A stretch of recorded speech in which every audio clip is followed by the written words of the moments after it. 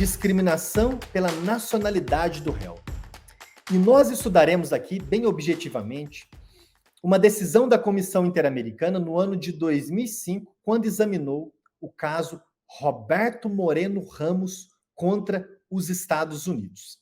Talvez alguns de vocês que não estão totalmente ambientados ao direito internacional dos direitos humanos possam se questionar, mas Caio, eu já ouvi e já li que os Estados Unidos não ratificaram a Convenção Americana, não aceitaram a competência contenciosa da Corte, mas ainda assim você está mencionando decisões do sistema interamericano sobre os Estados Unidos?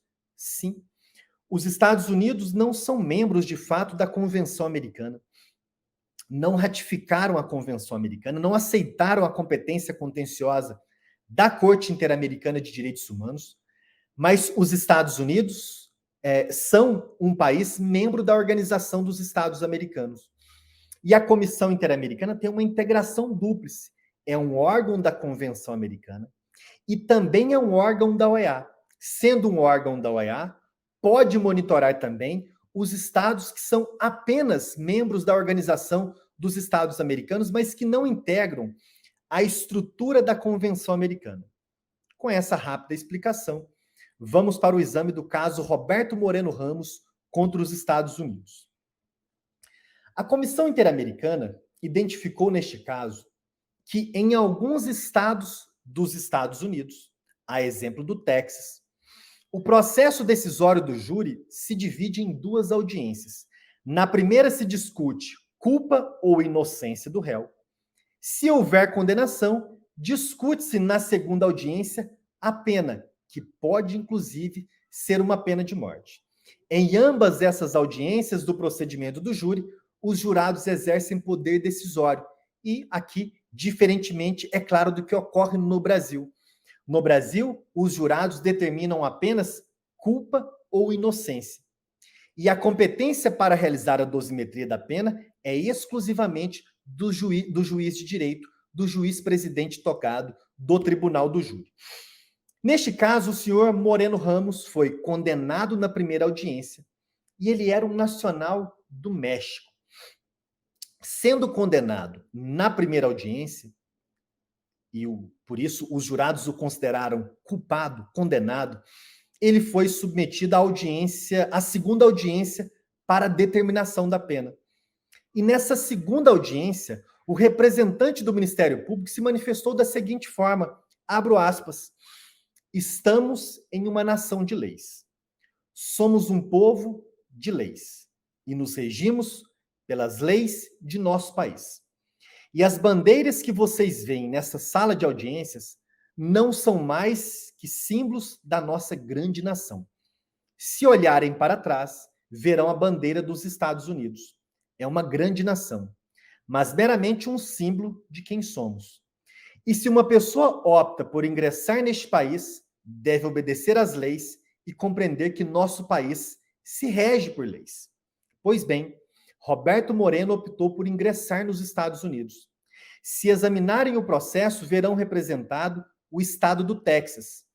A vocês compete decidir que mensagem receberá o povo deste estado acerca do veredito que vocês emitirem. Vejam só, nessa argumentação do Ministério Público, em um caso penal no qual o réu era uma pessoa estrangeira, de um país ainda em relação ao qual uma parcela expressiva da população dos Estados Unidos mantém certo preconceito de natureza geográfica, quase que uma xenofobia, está correto o Ministério Público, numa audiência de determinação da pena de um réu estrangeiro, sendo que essa pena pode, inclusive, ser a pena de morte, adotar esse discurso nacionalista, exortar os jurados, expresso ou implicitamente, com um jogo de palavras, a decidirem considerando a nacionalidade do réu? Não está muito claro nas palavras do Ministério Público, quando ele faz menção às bandeiras, às leis do país, a uma grande nação, ao símbolo que aquilo representa, a insistência de que o senhor Roberto Moreno ingressou neste país, a mensagem que o povo deste estado quer emitir, não está muito claro que o membro do Ministério Público invoca a nacionalidade do réu para prejudicá-lo, como se fosse um forasteiro estrangeiro que ingressou aqui, violou as nossas leis e agora deve receber a penalidade máxima. A nacionalidade do réu pode ser explorada pela acusação, pelo Ministério Público, perante os jurados? Foi justamente este ponto que a Comissão Interamericana de Direitos Humanos analisou no julgamento do caso Roberto Moreno Ramos contra os Estados Unidos. A Comissão Interamericana observou que nem o juiz atuante no julgamento, o juiz togado, nem outros órgãos adotaram uma medida para esclarecer que os jurados não deveriam considerar a nacionalidade do senhor Moreno Ramos como elemento de julgamento para determinar a pena que lhe correspondia. A Comissão Interamericana destacou também que, no contexto do caso, a nacionalidade do senhor Moreno Ramos carecia, ou seja, não tinha qualquer pertinência com os temas que estavam sendo considerados na etapa processual de determinação da pena, e careciam de qualquer conexão com eles, criando o especial perigo de que essas provas pudessem ser levadas em conta ao determinar a pena que correspondia.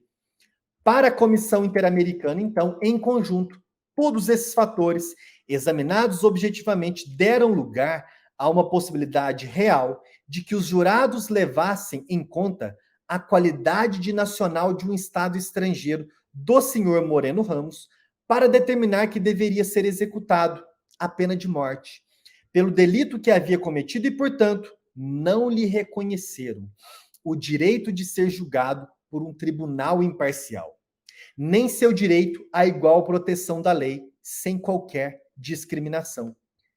E assim, a Comissão Interamericana concluiu que os Estados Unidos foram responsáveis por violar as obrigações que lhe impõem os artigos 18 e 26 da Declaração Americana dos Direitos e Deveres do Homem, junto com o artigo 2º, conclusão esta baseada nas manifestações efetuadas pelo Ministério Público durante a audiência de determinação da pena que seria imposta ao senhor Moreno Ramos, relacionadas com o fato de que este era nacional do México.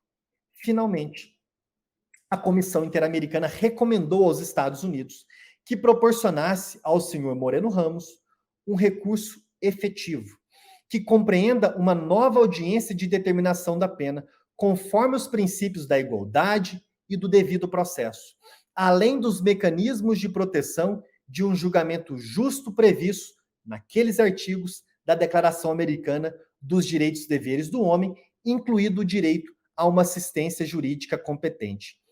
Encerramos, então, mais esse tópico e vejam que assunto tão relevante, que está relacionado com a liberdade de expressão, com a liberdade argumentativa das partes no plenário do júri. Nós assistimos recentemente no Brasil o STF limitando a manifestação de expressão, a manifestação de argumento da defesa em relação à chamada legítima defesa da honra. Uma tese de fato absurda, para dizer o mínimo. Mas o fato de proibir a invocação de uma tese deve acender pelo menos uma lanterna amarela de preocupação. Não se tem discutido tanto, porém, algumas limitações argumentativas do Ministério Público. Será que a acusação também deve evitar alguns tipos de discurso? Será que a acusação pode comparecer em plenário do júri para julgar um fato específico e ficar lendo com argumento de autoridade a ficha de antecedentes criminais do réu? Até agora, os tribunais superiores admitem, assim como admitem quase tudo que a acusação, que o Ministério Público possa falar em plenário do júri. Tanto a acusação quanto a defesa no Brasil geralmente possuem muito receio, e um receio exagerado de qualquer limitação argumentativa das partes em plenário do júri diante dos jurados. Mas o recado que dá a Comissão Interamericana no exame do caso Moreno Ramos contra os Estados Unidos, em que discutiu especificamente uma menção mais nacionalista do Ministério Público, invocando a nacionalidade de estrangeiro do réu em uma audiência para determinar a pena, que inclusive poderia, e de fato foi, a pena capital, a pena de morte. É um ótimo caso para que se passe a discutir no Brasil, agora com parâmetro objetivo de controle de convencionalidade, a liberdade, se é relativa ou absoluta, de manifestação e de argumento das partes no plenário do júri.